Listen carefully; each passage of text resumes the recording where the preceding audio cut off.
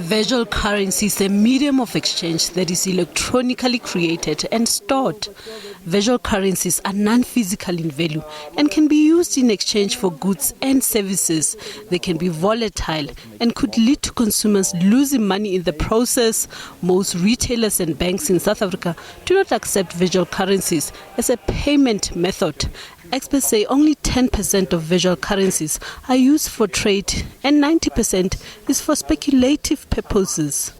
First and foremost, as a South African, the only reason one could surmise in terms of using these bitcoins would be for speculative purposes, because no retailers in the local context would be accepting this as a medium of exchange. And if you are procuring these goods and services offshore to be shipped to you, obviously, should that virtual currency collapse, you'd be completely unprotected because it falls outside of the ambit of any South African regulation. Simon De La Rover has invented a visual currency called funk to enable people across the world to create music and to trade globally. Funk is part of cypherpunks. Then there are currently 200 of these cryptocurrencies across the world. Consumers can exchange this visual currency to the rand or to the dollar. But it cannot be used currently as a medium of exchange in South Africa. Currently, while we're busy building out the infrastructure, for now you can use it to tip other musicians to say thanks, this is a great song.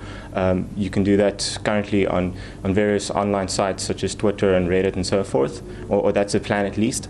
And you can, if there are exchanges which you can take this virtual currency back into rands or dollars if you would want to use it in real life. But until that, the infrastructure needs to be built is just to make it easier or less hoops to be able to say spend it at a store. Visual currency is not regulated by the Reserve Bank, so it can be open to abuse. The central bank says a visual currency poses a number of risks for those who choose to transact with it. There's no guarantee of security and value. However, the Reserve Bank says it is actively monitoring developments around visual currencies that will inform any future regulatory approaches that might be necessary within South Africa.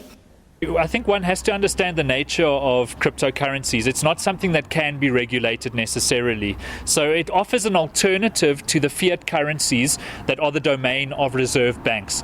Cryptocurrencies like Bitcoin are decentralized. They cannot be controlled. It's a peer-to-peer currency. The network itself sustains the currency, the network of people using it. So it's not something that can be easily controlled or regulated.